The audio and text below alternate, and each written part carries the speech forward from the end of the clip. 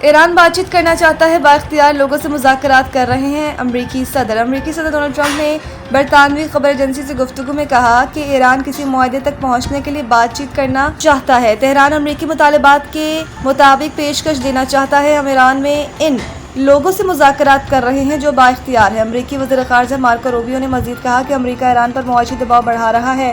امریکہ ایران کو غیر قانونی تیل کی تجارت کو روکنے کے لیے فیصلہ کن اقدامات کر رہا ہے۔ ایرانی تجارت کو سہارا دینے والے نیٹ ورک پر دباؤ میں اضافہ کریں گے۔ ایران پر معاشی دباؤ بڑھانا آپریشن ایپک فیوری کا حصہ ہے۔ امریکی محکمہ خزانہ کا کہنا ہے کہ ایران پر نئی پابندیاں عائد کر دی ہیں۔ چین میں قائم آئل ریفائنری، 40 شپنگ کمپنیوں اور آئل ٹینکر پر پابندیاں لگائی گئی ہیں۔ پابندیاں ان پر لگائی گئی ہیں جو ایران کے ساتھ کاروبار اور تیل منتقل کرنے میں ملوث ہیں۔ امریکہ ایران کے ساتھ تیل کا کاروبار کو روکنے میں مزید سخت اقدامات کر رہا ہے۔ امریکی سینٹکام کی جانب سے جاری بیان میں کہا گیا ہے کہ امریکی فوج نے ایرانی پرچم والے ایک اور بحری جہاز کو روک دیا۔ ایرانی جہاز کو ناکہ بندی کی خلاف ورزی پر روکا گیا۔ بحری جہاز ایرانی بندرگاہ کی طرف جا رہا تھا۔